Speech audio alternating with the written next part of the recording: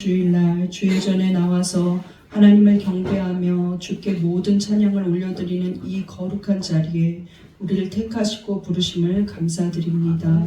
피치 못할 사정으로 주님 전에 나오지 못하는 연약한 성도들을 주께서 기억하여 주시사 건강하게 다시 만나 주님 앞에 예배드릴 수 있도록 인도하여 주시옵소서. 하나님 아버지, 이 자리에 나올 때 아버지 상처 입은 마음으로 또 응답받아야 될 고통의 문제를 가지고 또 연약한 몸을 가지고 온 자들에게 하나님께서 함께하여 주시어서 영이 회복되고 육이 회복되는 놀라운 역사가 일어나게 하여 주시옵소서. 하나님, 악한 마귀에 대해서 두려워하지 않게 하여 주시고 이미 예수님이 승리하셨사오니 우리에게 승리할 수 있는 은혜를 허락하여 주시고 이 말씀을 전할 때 더럽고 악한 영들이 예수의 이름으로 떠나가게 하시고 어둠의 권세들이 예수의 이름으로 떠나가게 하여 주시어서 우리 성도들이 하나님의 전신갑주를 입고 마귀를 능히 대적하여 이기게 하여 주시옵소서. 예수님 이름으로 기도하옵나이다.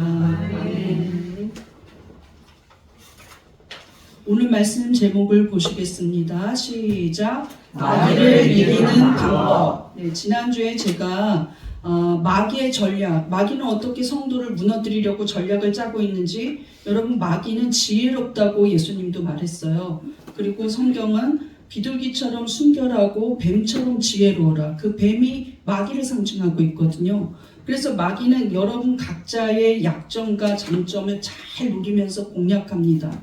그런데 마귀는 영적으로 공격할 때 전략을 가지고 공격한다는 거예요.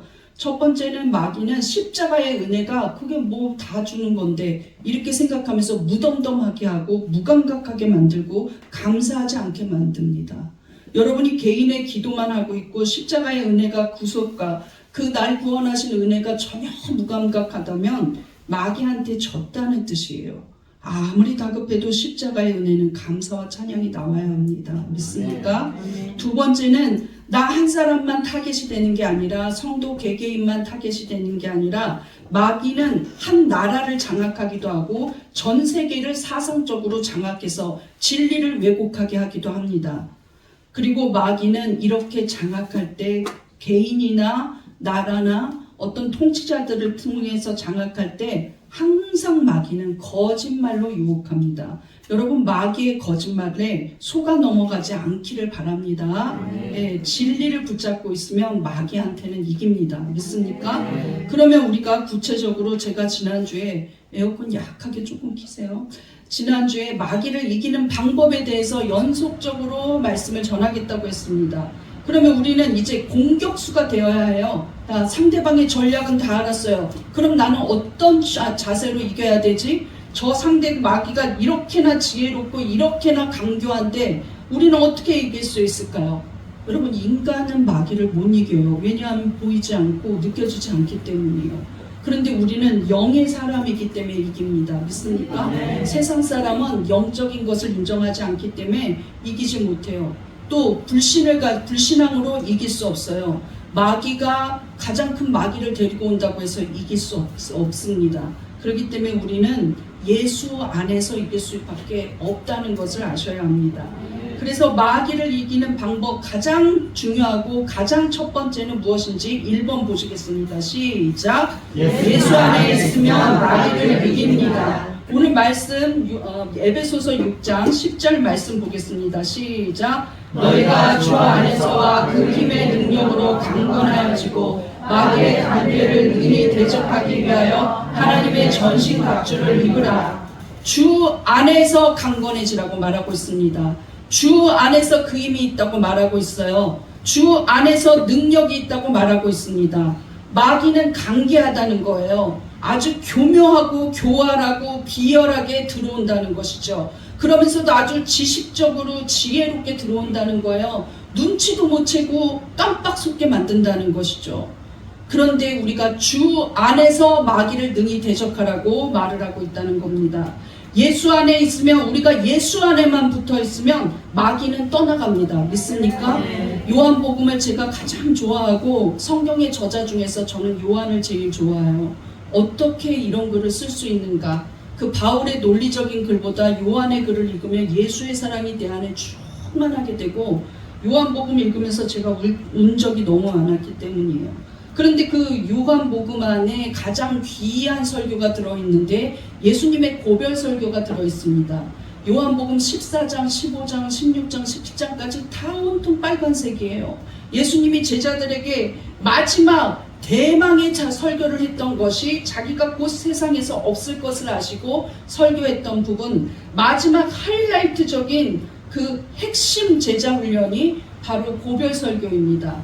그런데 그 고별 설교가 예수 안에 있으라는 거예요. 나는 포도나무요 너희는 가지니 너희가 내 안에 붙어있지 아니하면 이 사람은 열매를 맺을 수 없나니. 붙어 있으라는 거예요. 계속해서 예수님은 내 안에 있으라, 내 안에 있으라, 내 안에 있으라, 이 예수 안에 있으라는 것을 말하고 있다는 것이죠. 그러면 예수 바깥에는 무엇이 있을까요? 예수 바깥에는 성경은 어둠의 세력이라고 말하고 있습니다. 지난주에도 제가 말씀드린 바와 같이 마귀는 세상의 통치자들을 통해서 이 세상의 권력을 쥐고 있어요. 그래서 그 요한복음 안에는 예수님이 이 세상을 주관하고 있고 세상을 관여하고 있고 세상을 통치하고 있는 게 지금 마귀라고 말을 하고 있다는 거예요. 주님이 이 땅에 완전히 재림해서 왕으로 오실 때까지 마귀는 세상의 사상을 통해서, 세상의 문화를 통해서, 세상의 물질을 통해서, 세상의 악한 사람들을 통해서, 또 세상의 정치인들을 통해서, 또 세상에 훌륭하게 보이는 그런 겉으로는 멀쩡해 보이는 아름다운 사람들을 통해서 어떻게 하든지 각 개개인에게 침투하고 이 세상을 지배하고 있다는 겁니다. 그런데 그게 마귀인 줄 몰라요. 그래서 성경은 마귀에 대해서 어떻게 표현하고 있냐면 어둠이라고 말을 하고 있어요. 마귀가 어떻게 표현되고 있습니까? 어둠. 마귀는 어떻다고 말하고 있습니까? 어둠이에요. 어둠. 어둠의 세력에 대해서 마귀는 마귀에 대해서 악한 영이라고 표현할 때 어둠의 세력이라는 말을 많이 하고 있다는 거예요. 실질적으로 지옥도 어두운 것이라고 예수님은 많이 표현하셨어요. 예수님의 설교에 보면 작게 그리고 길게 종말론 설교가 많고 예수님은 지옥에 대해서 자주 얘기하셨습니다. 너무나 좋은 설교죠. 그런데 예수님이 아브라함의 후손인 이 유대인들이 막상 하나님의 아들이라고 자기 정체를 드러냈을 때 예수님을 조롱하고 거부했어요. 그들의 거부하는 모습, 믿지 않는 모습을 볼 때 오히려 그들이 아브라함의 자손들이 바깥 어두운 데 쫓겨난다고 말씀하셨습니다. 이 바깥 어두운 데는 어둠을 장악하고 있는 마귀의 세력이 권력을 잡고 있는 지옥을 말하는 거예요. 지옥도 어두운 곳이라고 말했다는 것이죠. 마태복음 8장 12절입니다. 시작. 그 나라의 온 자손들은 바깥 어두운 데 쫓겨나 거기서 울며 이를 갈게 되리라. 바깥 어두운 곳. 천국은 어떨까요? 빛으로 가득 찬 곳, 슬픔이 없는 곳, 고통이 없는 곳, 어둠이 없죠. 천국은 항상 낭만이 있어요. 잠자야 되는데 어떡하지? 잘 필요가 없죠. 육신을 갖고 있지 않기 때문에. 네. 그런데 달란트의 비유도 굉장히 성경에서 유명한 비유인데 예수님이 직접 한 비유입니다. 그런데 이 한 달란트 가진 자가 우리가 알다시피 정말로 주인한테 책망을 받았어요. 그런데 여기서 주인은 다시 오실 예수님을 상징하고 있는데 이 한 달란트 받은 자는 죄악이 두 가지였어요. 한 가지는 아무것도 안 하고 한 달란트 준 채로 요 동전 그대로 보관하다가 드려야지 하고 가만히 갖고 있었다는 거예요. 2달란트, 5달란트 이렇게 받은 자들은 2달란트 받은 자도 남기고 5달란트 받은 자도 10달란트로 남겨오는데 이 사람은 가만히 갖고만 있었어요. 영적 무기력, 무능력함, 가만히 있는 거, 가만히 있었던 게 죄악입니다. 뭘 더해, 주일 예배 나오는데 뭘 또 가, 뭘 또 다시 전도를 해, 뭘 또 시간을 보내. 이거 한 달란트 가진 거예요. 여러분 속으시면 안 돼요. 그 다음에 이 한 달란트 가진 자가 왜 책망을 들었습니까? 당신은 심지 않은 데서 거두시는 분입니다 하고 말하는 거예요. 그런데 하나님은 그렇지 않습니다. 이 말의 의미를 보면 그 주인에 대해서 어떤 모독을 하고 있냐면 탐욕스럽고 당신은 냉정한 분 아닙니까? 이렇게 말하고 있는 거예요. 그때 이 한 달란트 받은 자에게 이 무익한 종아, 너는 지옥에 갈 것이라고 말할 때 그 지옥을 바깥 어두운 곳이라고 표현하고 있어요. 악한 영이 있고 더러운 곳이 있고 그 다음에 유황불에 타는 곳, 그곳이 바로 어둠의 권세가 있는 곳입니다. 마태복음 25장 30절을 보겠습니다. 시작. 이 무익한 종을 바깥 어두운 데로 내쫓으라. 거기서 슬피 울며 이를 갈리라 하니라. 예, 그래서 이 세상의 악한 것들은 어둠의 영으로 말을 하고 있어요. 우리 본문에 보면 에베소서 6장 12절에도 어둠의 세상 주관자들을 마귀로 칭하고 있습니다. 시작. 우리의 지금은 혈과 육을 상대하는 것이 아니요 통치자들과 권세들과 이 어둠의 세상 주관자들과 하늘에 있는 악의 영을 상대하니라. 여러분, 그런데 우리에겐 소망이 있습니다. 후레쉬를 맨날 켜고 다니면 마귀가 떠나가나? 이러지 않아도 돼요. 왜냐하면 예수 그리스도 자체가 빛이라고 성경은 말하고 있다는 것이죠. 요한복음이 시작될 때도 예수 그리스도가 생명이고 빛이라고 말하고 있어요. 여러분, 깜깜한 지하, 그냥 지하로 몇 킬로를 들어가서 우리가 석탄도 캐고 지하에 매장되어 있는 보석들도 캐냅니다. 그런데 그 깜깜한 곳에 어떻게 눈이 보일까요? 안 보이죠. 그런데 그 안에 전기를 집어넣어요. 그래서 등을 켜요. 그러면 문제없이 그걸 아무리 시커먼 데서라도 불이 들어오기 때문에, 전기가 들어오기 때문에 빛을 활용해서 캐낼 수 있습니다. 그런데 예수님 자체는 어둠이 하나도 없으시다고 성경은 말하고 있어요.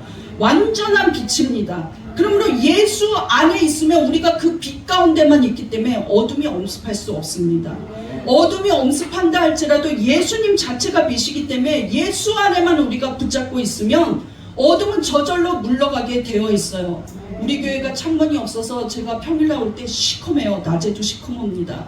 그런데 형광등이 어디에 있는지 아니까 딱 키면 문제없이 성경도 보고 다 보여요. 문제가 없습니다. 너무 하네요. 왜 그렇습니까? 빛이 있기 때문이에요. 그런데 우리 예수님이 우리 안에 생명을 주시고 우리 안에 빛이 되셨다는 거예요. 그러므로 어둠은 문제없이 물러갑니다. 요한복음 1장 4절을 보겠습니다. 시작. 그 안에 생명이 있었으니 이 생명은 사람들의 빛이라. 빛이 어둠에 비치되 어둠이 깨닫지 못하더라. 여러분, 요한복음 제가 화요일마다 요한복음 전하기 시작하고 있어요.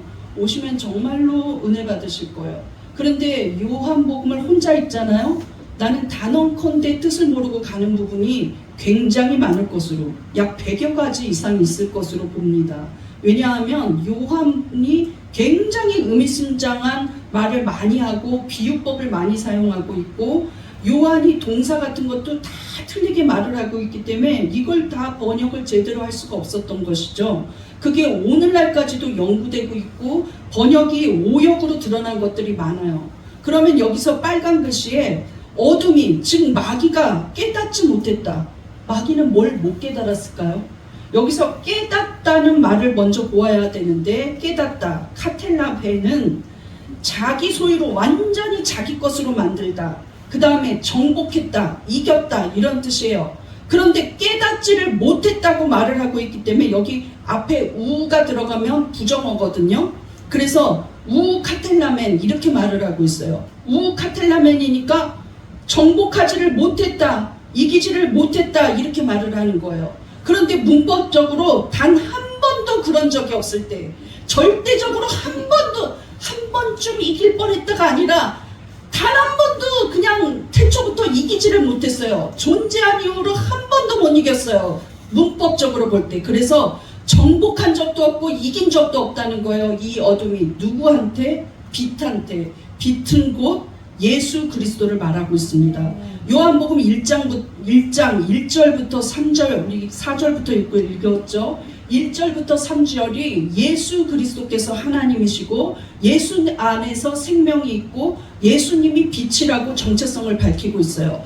그리고 나서 그 안에 생명이 있었으니 이 생명이 우리들의 빛이라, 사람들의 빛이라. 여러분 따라해 볼까요? 나의 빛 대신 예수님. 나의 빛 대신 예수님. 그 빛인 예수님이 이 어둠이 장악하고 있는 세상에 왔는데 이 어둠의 마귀가 한 번도 이기질 못했다는 거예요. 믿습니까? 그래서 우리 해석 파란 글씨를 한번 읽어보겠습니다. 시작. 빛이 어둠에 빛이 돼 어둠이 한 번도 이기지를 못하더라. 한 번도 이기지 못했어요. 아니, 십자가에서 죽어서 이긴 줄 알았어요. 야, 예수가 드디어 죽었다, 이긴 줄 알았어요. 3일 만에 부활하셔서 더 복음이 전파되고 제자들도 예수님은 하나님인 줄 믿고 절대로 흔들리지 않았다는 거예요. 부활의 승리가 증거됐다는 것입니다. 한 번도 이길 수도 없고 이긴 적도 없습니다. 이길 뻔한 적도 없어요. 믿습니까? 그 예수를 떠나서는 우리는 마귀한테 져요. 왜냐하면 형체도 없고 보이지도 않고 너무나 우리보다 뛰어난 존재이기 때문에, 마귀도 능력이 있기 때문에. 그러므로 우리는 방법이 하나밖에 없다는 것이죠. 이 마귀를 이길 수 있는 존재는 유일하게 예수 그리스도뿐입니다. 이미 이기신 분도 예수 그리스도뿐이에요. 하나님 대신 그 예수 안에서 우리가 있을 때만 마귀를 이길 수 있어요. 여러분, 예수를 떠나지 않아야 합니다. 믿습니까? 마귀가 시험을 주는데 오히려 예수를 떠나. 그럼 그것같이 미련한 게 어디 있습니까? 사랑빛 교회에 있다가 성도한테 상처받았어. 마귀가 상처받게 한 거예요. 그 성도를 장악해갖고. 그런데 오히려 예수를 떠나. 나 저런 성도가 있는 교회 안 다녀. 다른 교회라도 다녀야죠. 하나님을 버리겠어요. 누가 나한테 사기쳤어? 나 하나님 버려. 누가 나한테 나쁜 성도가 나쁜 말 했어? 하나님을 버려. 이거는 마귀가 원하는 대로 지는 거예요. 그럴수록 예수밖에 없다. 야, 예수님 바라보고 신앙생활을 해야지, 목사 바라보면 안 되겠구나, 이래야지. 김가리 목사님 알고 보니까 나쁜 사람이었어. 하나님은 없어. 이러면 안 됩니다. 김가리가 못된 거지 하나님이 못된 게 아니에요. 믿습니까? 네. 예수 안에 있어야 돼요. 끝까지 예수 안에 있어야 합니다. 믿습니까? 네.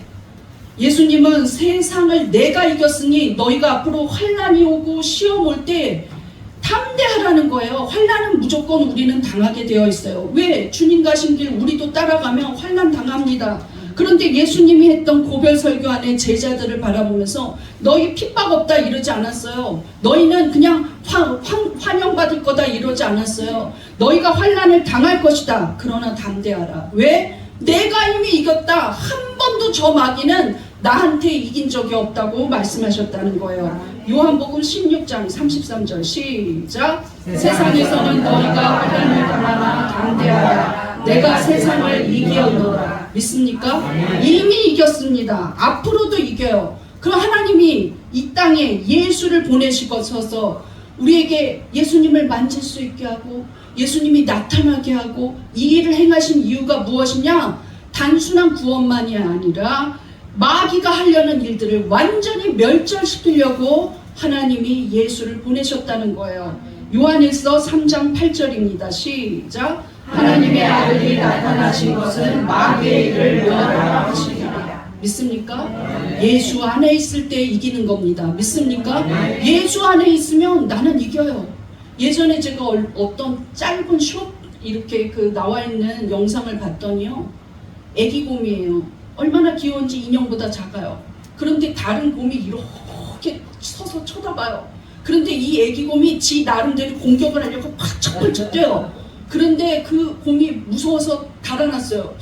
아, 저 곰 되게 큰데 왜 저 애기 곰을 잡아먹으려다가 저렇게 달아날까? 그랬는데 문제는 뒤에 있었던 거죠. 뒤에 엄마가 더 큰 곰이 이렇게 서 있는데 애기는 좋아가지고 나는 이렇게 잘났구나 하고 있더라고요.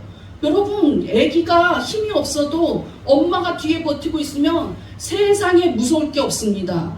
예수 그리스도 안에 있으면 여러분 이깁니다. 믿습니까? 마귀 소리만 해도 무서워 죽겠어요 이러는 사람도 봤는데 무서울 필요가 없어요. 예수님 권세가 내 권세입니다. 믿습니까? 두 번째로 우리가 마귀를 이기는 방법 2번 보겠습니다. 시작. 예수 이름으로 마귀를 대적해야 합니다. 야고보서 4장 7절을 보겠습니다. 시작. 그러므로 너희는 하나님께 복종할지어다. 마귀를 대적하라. 그리하면 너희를 피하리라. 네, 여기 보면 대적하라 이럴 때 능동태로 문법이 쓰였어요. 능동태로 쓰였다는 것은 헬라어로 적극적이고 자발적으로 한다는 거예요. 그런데 무서워 이러면서 하면 수비적이죠.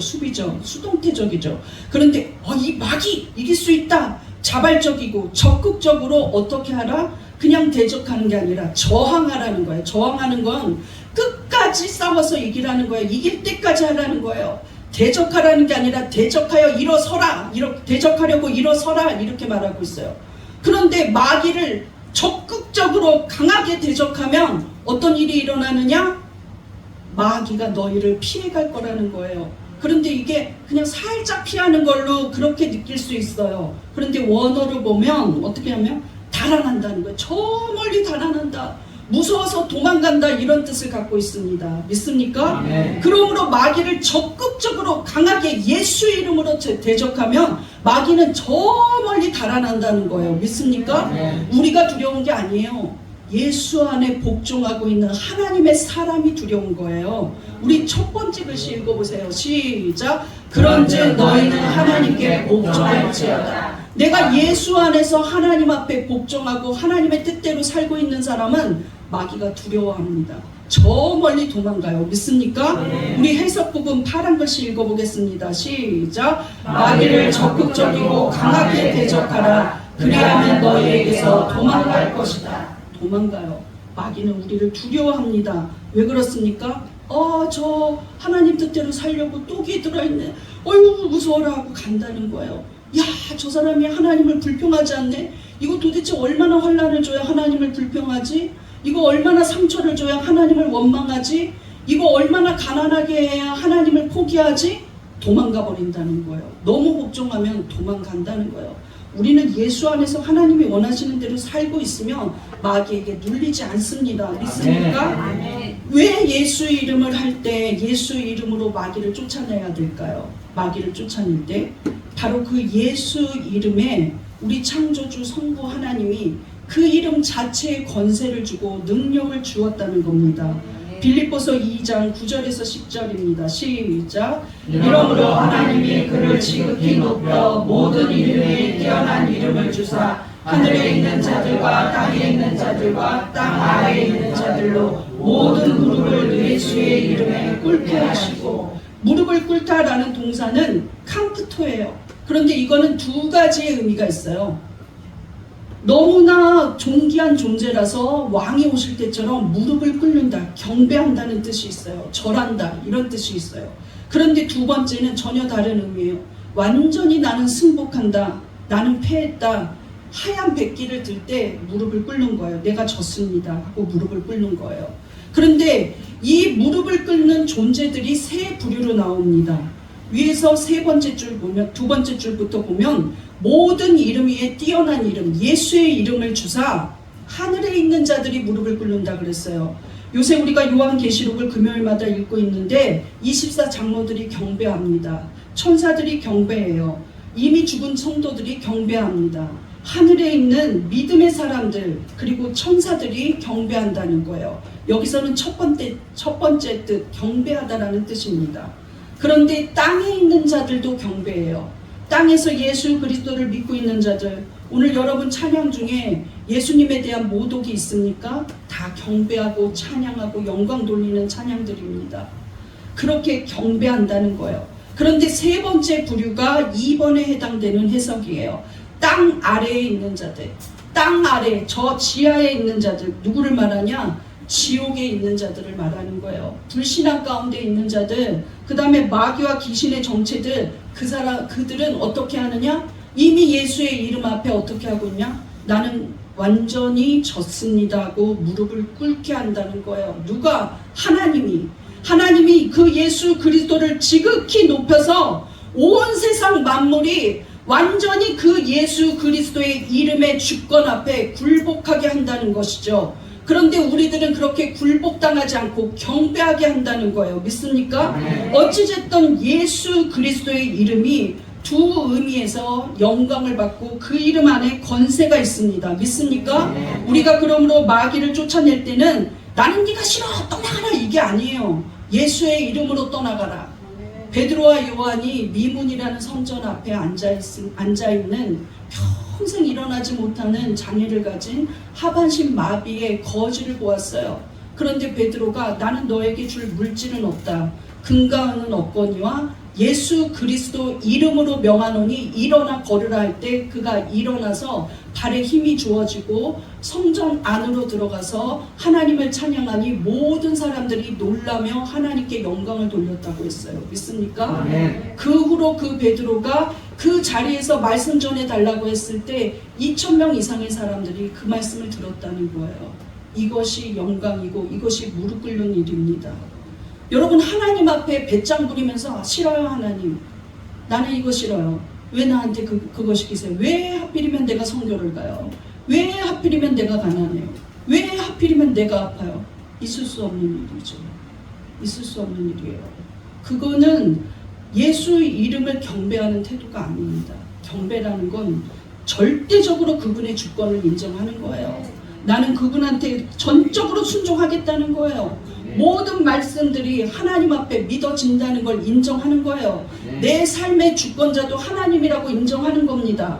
어떠한 상황 속에서도 우린 하나님 경배해야 돼요. 그럴 때 어떤 역사가 일어나느냐?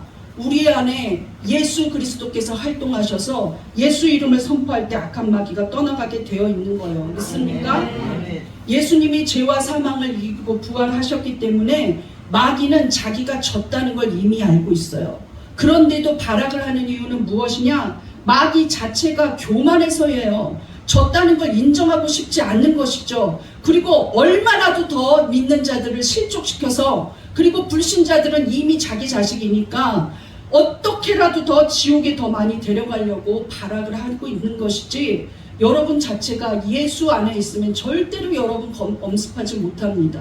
잠깐 흔들 수는 있어도 금방 도망가요. 그렇기 때문에 그 잠깐 흔드는 사이에 불평하지 마시기를 바랍니다.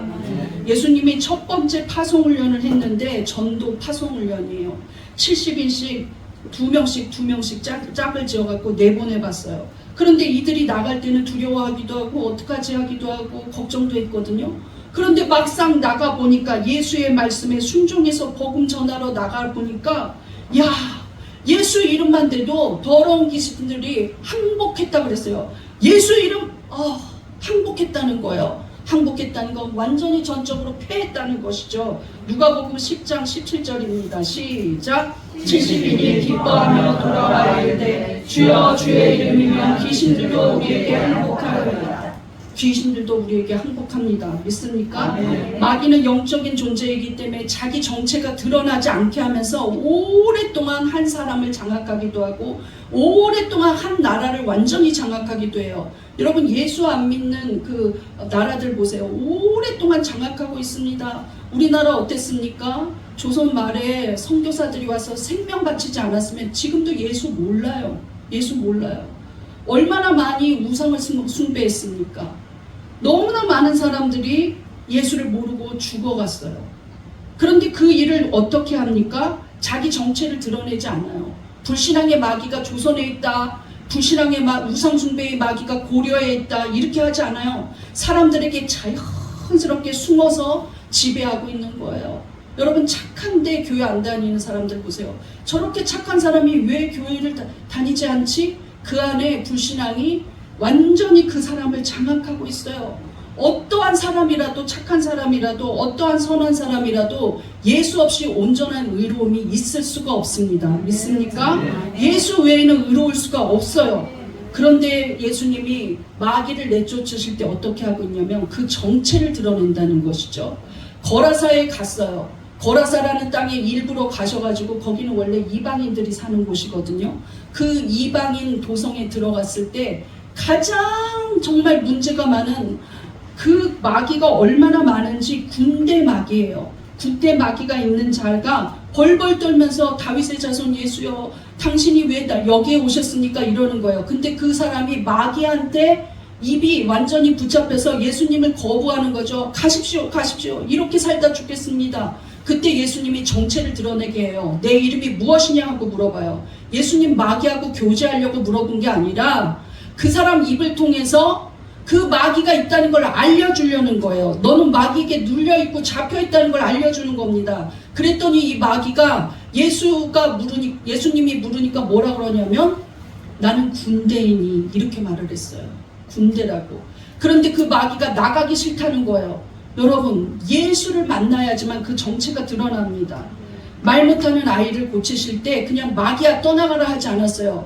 예수님은 그 정체를 많은 사람들 앞에서 그 마귀의 정체, 마귀의 교활한 활동을 완전히 구체적으로 말하면서 마귀를 쫓아냅니다. 마가복음 9장 25절을 보겠습니다. 시작. 예수께서 우리가 달려와 모이는 것을 보시고 그 더러운 귀신을 꾸짖어 이르시되 말 못하고 못 듣는 귀신아, 내가 내게 명하노니 그 아이에게서 나오고 다시 들어가지 말라 하시매. 여러분, 마귀를 쫓아낼 때 마귀야 나가라, 병마야 나가라 이러지 말고, 여러분 각종 질병이 있을 것 아닙니까? 그러면 저는 꼭 그렇게 기도해요. 아플 때마다 연락이 하는 악한 마귀야 떠나가라, 잠 못 들게 하고 불안하게 하는 악한 영아 떠나가라. 마귀의 정체를 구체적으로 이야기한다는 거예요. 그렇게 하면 마귀가 내가 드러났구나, 내가 영적인 존재인데 저가 알고 있구나 하고 떠나갑니다. 마귀는 예수 이름으로 내쫓을 때 정확하게 이야기하고 그 정체를 드러내면 떠나가게 되어 있어요. 한편 다시 생각하면 마귀는 자기 정체를 불신하게 만듭니다. 이 마지막 때에 무슨 영적인 존재가 있어? 무슨 마귀가 있어? 무슨 사탄이 있어? 내 엄마가 저렇게 착한데 왜 지옥에 가? 예수만 믿으면 천국에 간다고 말도 안 돼. 불신하게 해요. 불신하게 해요. 왜 그렇습니까? 영적인 것을 부인하게 하기 때문입니다. 바울이 빌립보 두아디라라는 곳에 있을 때 전도 사역을 했어요. 그런데 바울도 마귀의 정체를 알면서 그냥 둔 적이 있어요. 근데 우리는 마귀를 빨리 내쫓아야 돼요. 마귀가 주둔하지 않게 해야 합니다. 그런데 그 바울이 며칠 동안 전도하러 다녀요. 전도는 잘 됩니다. 그런데 거기에 귀신 들린 여자가 하나 있어요. 이 여자가 이것저것 점을 잘 봐요. 쪽집게같이 맞히나 봐요. 그러니까 이 사람이 종인데 그 주인이 이걸로 점괘로 돈을 받는 거예요. 그러니까 이 귀신 들린 사람은 자기 돈도 축적 못하고 영적으로 눌려만 있어요. 근데 얼마나 잘 맞히는지 예수님을 향해서 하나님의 아들이요 귀신들이 이렇게 말한 것처럼 바울이 지나가니까 저 사람이 구원을 전한다 그러는 거예요. 근데 바울이 나쁜 말이 아니니까 놔뒀나 봐요. 그런데 그 다음날도 저 사람이 구원을 전한다, 저 사람이 구원을 전한다 하면서 소리를 지르는 거예요. 그런데 며칠이 되니까 이제 바울이 전도할 때 저 여자 목소리가 더 크니까 도대체 따라다니니까 힘이 들고 괴로움을 느꼈다는 거예요. 괴로움을. 말은 제대로 하고 있어요. 저 사람이 구원을 전한다, 저 사람이 구원을 전한다. 그러면 이 여자를 그냥 둬야 합니까? 살려내야죠. 그리고 바울도 괴로워요. 전도에 방해를 받으니까. 며칠이 지나고 나서 바울이 너무 괴로워서 어떻게 했을까요? 사도행전 16장 18절입니다. 시작. 바울이 심히 괴로워하여 돌이켜 그 귀신에게 이르되 예수 그리스도의 이름으로 내가 네게 명하노니 그에게서 나오라 하니 귀신이 즉시 나오니라. 예수 그리스도의 이름으로 명하노니 나가라 할 때 예수의 이름으로 나가라, 그에게서 나와라 했더니 귀신이 즉시 나가니라. 여러분 따라해 볼까요? 귀신이 즉시 나오니라. 귀신이 즉시 나오니라. 여러분 괴로운 문제가 있을 때 바울처럼 며칠 지나면 저 여자가 조용하겠지 하지 말고 바로 물리쳐야 돼요. 교회를 가기 싫은데 어떻게 좀 핑계 대볼까? 바로 물리쳐야 돼요. 예배 못 드리게 하는 이 불신앙의 영아 떠나가라. 오늘은 기도에 쉴까? 이 기도 못하게 하는 악한 영아 떠나가라. 저 사람 왜 저렇게 밉지? 이 미운 마귀야 떠나가라. 이렇게 진짜 교회 가기 싫지, 사랑빛 교회는 좀 안 갔으면 좋겠다. 교회에 불신을 가져다주는 영아 떠나가라. 떠나가게 해야 돼요. 떠나가게. 가만히 넉넉고 있지 마세요. 즉시 떠나갑니다. 믿습니까? 마귀에게 눌린 자를 봤을 때 시간을 지체하지 말고 명해서 그 사람에게 자유함을 줘야 돼요. 믿습니까? 우리 고백해 보겠습니다. 예수님이 이미 마귀를 이겼습니다. 예수님이 이미 마귀를 이겼습니다. 예수 이름으로 나도 이깁니다. 예수 이름으로 나도 이깁니다. 예수 승리가 내 승리입니다. 예수 승리가 내 승리입니다. 여러분 하나님 자녀이면 하나님의 권능을 상속받은 자입니다. 믿습니까? 이미 예수님이 이겼기 때문에 우리도 이깁니다. 믿습니까? 의심하지 말고 불평하지 말고 무서워하지 말고 이길 수 있다는 그 믿음으로 선포해야 돼요. 마지막으로 마귀를 이기는 방법 3번 시작. 하나님 말씀으로 무장해야 합니다. 오늘 전신갑주를 취하라고 말하고 있어요. 그런데 이 전신갑주는 하나님의 말씀으로 취하는 겁니다. 마귀는 어떻게 하든지 저 예수를 어떻게 하든지 죽여야겠다. 저 예수를 어떻게 하든지 방해하겠다. 저 예수가 십자가를 지지 못하게 해야겠다 하고 방해하려고 작정을 했어요. 그래서 예수님이 30년의 그 일반 사생활을 하고 나서 31부터 33살 3년 동안은 공생애를 하셨어요. 그런데 예수님께서 이 공생애를 시작하기 전에 광야에 나가서 금식하면서 기도에 전념하려고 할 때 그 기도에 전념하고 금식 기도까지 하고 있는 예수님한테도 마귀가 3번이나 등장합니다. 그런데 마귀가 지혜롭다고 했잖아요. 그런데 마귀는 무엇으로 예수님을 공략했을까요? 마귀가 말씀을 인용해서 공략한다는 거예요. 말세는 어떻게 하는 줄 아십니까? 거짓 선지자, 거짓 교사들, 즉 이단들이 말씀 배우러 오세요 이렇게 말합니다. 말씀 가르쳐 드릴게요 하고 말해요. 그래갖고 말씀을 똑같은 성경을 보고 있으니까 이거 믿어지는 거예요. 그리고 여기저기서 찾아내요. 근데 다 잘못된 해석이고 결국에는 영광을 교주가 받게 되어 있고 완전히 지옥으로 집어넣는 거예요. 믿는 성도들을 말씀으로 유혹한다는 것이죠. 예수님은 그러면 이 마귀들에게 어떻게 대적해 이겼을까요? 말씀으로 이겨냈다는 거예요. 첫 번째 시험이 어떻게 왔는지 한번 보겠습니다. 예수님 금식할 때 너무 배가 고파요. 그러니까 금식을 못하게 하면서 이 돌이 떡덩이가 되게 한번 해봐라. 기록되어 있지 않냐? 돌이 떡이 되게 한다고. 마태복음 4장 3절입니다. 시작. 시험하는 자가 예수께 나와서 이르되 내가 만일 하나님의 아들이거든 명하여 이 돌들로 떡덩이가 되게 하라. 이것도 구약에서 인용한 거예요. 그런데 예수님은 말씀 자체가 어떻게 인용돼야 된다고 하고 있냐면 이 질문에서 이 여러 가지의 마귀한테 말씀으로 이기는 사건에서 우리가 보아야 할 것은 무엇이냐? 말씀 자체를 인용할 때 자기 영광을 위해서 자기 소유로 인용하면 안 된다는 거예요. 예수님은 배가 고팠지만 그래 하나님의 능력이면 돌도 떡이 되게 하지 이렇게 하지 않았다는 거예요. 말씀에 그런 부분이 있어도 그것을 거부하셨어요. 왜? 예수님이 광야로 나갈 때 성경은 분명히 무엇이라고 말하고 있냐면 성령께 이끌려 나갔다고 말하고 있어요. 그러니까 자기는 40일을 금식하는 게 성령의 뜻입니다. 즉 하나님의 뜻이에요. 어떠한 말씀으로 인용을 해도 예수님은 그 성령의 뜻에 순종해야 하는 것이죠. 내가 가야 할 길이 하나님의 길이라면 마귀가 때로는 이상한 설교를 들으면서 안 해도 되는구나. 여러분 요즘에 자유주의 목사님들이 뭐라 그러냐면 11조 안 해도 된다 그래요. 말도 안 됩니다. 여러분 아무리 어려워도 아무리 가난해도 11조 내세요. 그거 하나님 거 도둑질하는 겁니다. 아멘. 하나님 거 도둑질하는 거예요. 예수님 뭐라 그랬습니까? 바리새인들이 11조만 하고 그거 자랑하는 거 보고 저들이 하는 저 형식적인 11조도 따르고 하나님의 영광만 드러내는 것도 드러내야 한다고 말씀하셨어요. 예, 원어로 보면 그렇게 되어 있습니다. 이것도 하고 저것도 해야 할지니라가 이것이 11조를 가르치고 있어요. 어디 예수님이 11조를 내라 그랬는데 안 내도 된다는 부분이 어디 있습니까? 요한계시록 끝까지 찾아보세요. 없어요. 예. 그런데 마귀는 교묘하게 말씀을 활용하고 인용한다는 것이죠.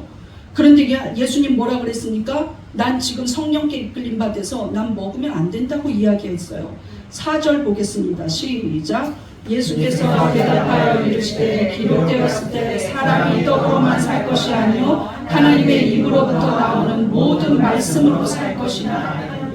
사람은 육신의 떡만 먹는 걸로 사지 않는다는 거예요. 무엇으로 삽니까? 빨간 것이. 시작. 말씀으로 살 것이라. 우리는 마귀를 어떻게 이기겠습니까? 시작. 말씀으로 살 것이라. 우리는 앞으로 어떻게 신앙생활을 이겨냅니까? 말씀으로 살 것이라. 여러분 예수 믿었다면 말씀을 사모하는 게 당연한 이치입니다. 예수님이 기록되었을 때 한 건 성경에 기록되었다고 말을 하고 있는 거예요. 그러므로 우리가 정말로 잘못된 가치관들이 너무나 많고 잘못된 문화가 너무나 많고 자기의 생각대로만 말씀을 전하고 있는 인본주의적 목회자들이 설교가 너무 많은 이때 여러분은 말씀 중심으로 돌아가셔야 돼요.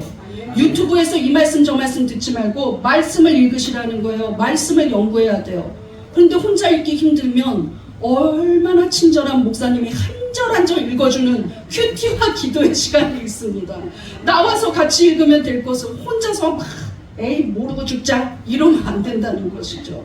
여러분, 두 번째 마귀는 교묘하게 말씀을 인용해서 너는 물질의 복을 받을 수 있어, 너는 명예도 가질 수 있어 하면서 나약하고 연약할 때 괴롭히는 거예요. 야, 성경에는 이렇게 물질을 준다 그랬는데, 야, 성경에는 이렇게 된다 그랬는데 너 하나님 앞에 버림받았니?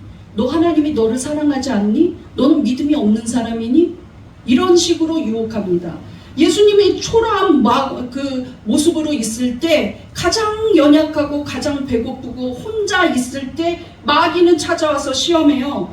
천하만국을 보여주면서, 영광스러운 것을 보여주면서 뭐라 그랬냐면, 야, 이거 다 줄게, 나한테 경배해라, 이렇게 말하는 거예요. 마태복음 4장 8절입니다. 시작. 마귀가 또 그를 데리고 지극히 높은 산으로 가서 천하만국과 그 영광을 보여 이르되, 만일 내게 엎드려 경배하면 이 모든 것을 내게 주리라. 야, 너 주일 지키지 않으면 네 장사 진짜 주말에 잘 된다, 대박이야, 이런 식으로 한다는 거예요. 야, 너 지금 공부해야 될 때니까 기도 필요 없어.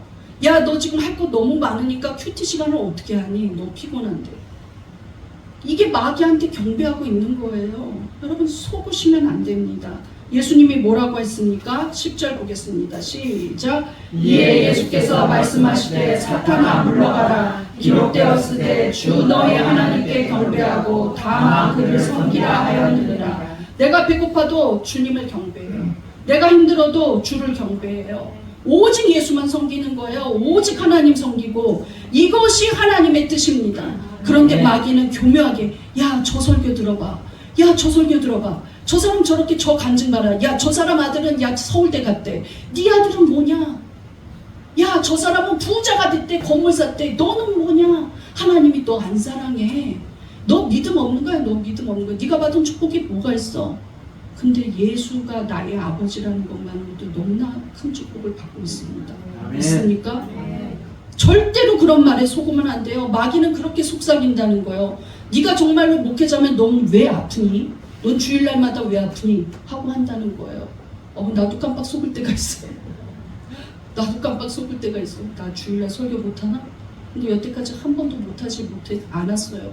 하나님이 여러분이 내가 이제 끝났나 싶을 때 하나님은 안 끝났다 이러면서 제 이막을 여는데 그게 놀라운 영광이 임합니다. 믿습니까? 조금만 견뎌보세요. 조금만 참아보세요. 하나님 반드시 이기게 하십니다. 믿습니까? 마지막 요한계시록 끝에도 엄청난 대환란을 이기고 나오는 자들이 무엇으로 이겼냐? 말씀으로 이겼다고 말하고 있어요. 요한계시록 12장 11절입니다. 시작. 또 우리 형제들이 어린 양의 피와 자기들이 증언하는 말씀으로써 그를 이겼으니 그들은 죽기까지 자기들의 생명을 아끼지 아니하였도다. 말씀으로 이겼으니. 읽어보겠습니다. 시작. 말씀으로 이겼으니. 여러분, 말씀으로 이깁니다. 믿습니까? 말씀을 버리면 이겨낼 힘이 없어요. 말씀을 버리면 우리는 우리 감정만 계속 살아나기 때문에 여러분, 기도만 하고 말씀 안 읽으면 위험한 신앙 되는 겁니다. 말씀 앞에서 이 말씀이 무엇을 의미하는지, 이 말씀이 나를 어떻게 새롭게 하는지 경험하고 체험해야지만 말씀을 사모하게 되어 있어요. 말씀이 왜 중요할까요? 말씀이 신앙의 도구입니까? 절대 그렇지 않아요. 말씀 자체가 하나님입니다. 요한복음 1장 1절 시작. 태초에 말씀이 계시니라. 이 말씀이 하나님과 함께 계셨으니 이 말씀은 곧 하나님이시니라. 여러분, 말씀 읽을까 말까 선택사항입니까? 말씀이 뭘까요? 말씀의 정체성. 빨간 글씨 시작. 말씀은 곧 하나님이시니라. 시작. 말씀은 곧 하나님이시니라. 말씀이 하나님인데 나 하나님 사랑해요 하면서 말씀 전하는 것 싫어하고, 나 하나님 사랑해요 하면서 말씀은 안 읽고, 나 하나님 사랑해요 하면서 큐티 안 하고, 나 하나님 사랑해요 하면서 말씀을 알려줄 때 거부하고 받아들이지 않는 거 모순이죠. 여러분, 말씀 자체가 하나님이에요. 그런데 이 하나님이 우리에게 나타난 게 그게 예수님입니다. 요한복음 1장 14절 시작. 말씀이 육신이 되어 우리 가운데 거하심에 우리가 그의 영광을 보니 아버지의 독생자의 영광이요 은혜와 진리가 충만하더라. 말씀이신 그 하나님이 우리에게 육신을 가지고 오셔서 선포하시고 가르쳐 주시고 집약된 게 바로 말씀입니다. 말씀이 하나님이에요. 믿습니까? 초대교회의 부흥이 많은 성도들은 성경을 덮어놓고 그냥 느낌으로 알기 때문에 기도 많이 하고 오순절 성령 때문에 초대교회 부흥됐지? 그거는 반쪽만 알고 있는 거예요. 도대체 초대교회는 왜 그렇게 부흥됐을까요? 사도행전 6장 7절 시작. 하나님의 말씀이 점점 왕성하여 예루살렘에 있는 제자의 수가 더 심히 많아지고 허다한 제사장의 무리도 이 도에 복종하니라. 말씀이 왕성해져야 돼요. 믿습니까? 그렇기 때문에 목회자는 말씀의 생명을 걸어야 합니다. 누구 목사 오늘 어디 산에 가자. 말씀 못 읽었으면 혼자 가세요 해야 돼요. 뭐 하자. 못해요. 왜? 말씀 읽고 있어야 되는 거죠. 핸드폰을 꺼놓고라도 말씀의 생명을 걸어야 돼요. 말씀을 못 전하는데 무슨 목회자입니까? 여러분, 성도가 복음 전하려면 말씀을 알아야 돼요. 예수 믿고 잘 됐어요. 이게 말씀입니까? 예수님이 우리의 생명이라는 게 말씀이에요. 믿습니까? 그러므로 우리는 말씀을 사모하는 자리에 나와야 합니다. 예수님은 말세가 될수록 모이기를 패하는 어떤 이들의 습관을 따르지 말고 모이기에 힘쓰라 그랬어요. 믿습니까? 그러므로 목회자가 전해주는 말씀의 이 자리를 사모하셔야 돼요.